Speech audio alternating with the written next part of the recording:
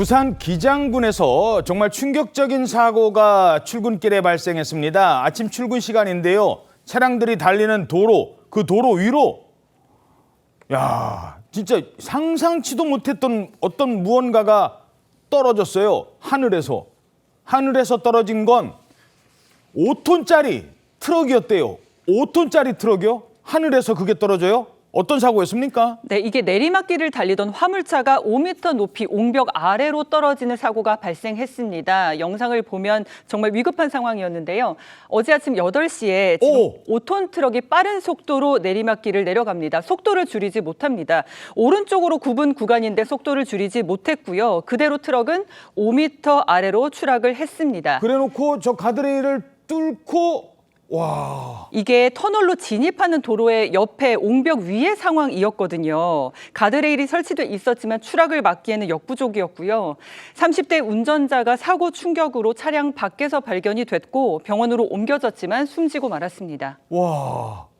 저 큰 트럭이 5m 위에 저 옹벽에서 가드레일, 그렇죠, 가속도 때문에 현장에 있던 분들은 얼마나 놀랐을까요? 굉음도 컸을 것이고 출근 시간대였기 때문에 도로에 차들도 있었습니다. 사고 당시 영상을 보시면 그 도로에서 가던 사람들이 차들이 깜짝 놀라서 후진을 하는 모습도 보이거든요. 목격자 얘기에 따르면 가드레일 박을 때 쿵 하는 큰 소리가 났고 그 다음에 차 떨어질 때, 그러니까 바닥에 추락하면서 또 한 번 쿵 소리가 나서 굉장히 놀랐다라고 당시 상황을 전했습니다.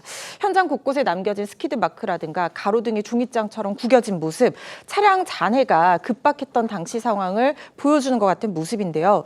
출근 시간이라 도로가 붐벼서 하마터면 정말 큰일 날 뻔, 진짜 대형 사고로 이어질 뻔한 그런 상황이었는데 지금 그 3차로에 차량이 없어서, 그러니까 트럭이 떨어진 곳에 차량이 없었다는 거예요. 그래서 추가 피해는 없는 상황입니다.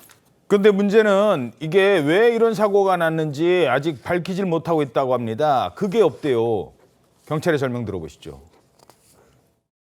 일단은 원인이 뭔지를 파악해야 되겠죠, 그죠? 근데 속도를 못 이겨서 난 건지 왜 그래 났는지를 또 좀 파악하고 있는 중입니다. 지금 현장에서 뭐 운전자가 잘했다, 누가 잘했다, 못했다, 뭐 그렇게 할 수 있는 상황은 아니고요. 이게 사고 원인이 나와야 되는데 이게 차가 어떤 이상이 있었던 건지 운전 미숙인지 이걸 지금 못 밝히는 상황이라고요? 예, 지금 밝힐 수가 없는 상황입니다. 왜냐하면 사고 차량에는 블랙박스가 설치되어 있지 않았기 때문인데요. 운전자가 그리고 사망을 했기 때문에 진술을 들을 수도 없는 상황입니다. 경찰은 국립과학수사연구원 등의 차량 결함이나 운전 과실 여부를 감정해달라고 의뢰한 상태입니다. 그런데 이 사고가 난 그 도로와 그 현장을 보면 사고가 발생한 옹벽 위 도로가 내리막길이고 그리고 급커브길입니다. 영상에서 보신 것처럼 굉장히 위험한 길인데 늘 사고 위험을 안고 있었다고 전해집니다. 게다가 사고 지역이 그 근처에 공장이 많은 지대입니다.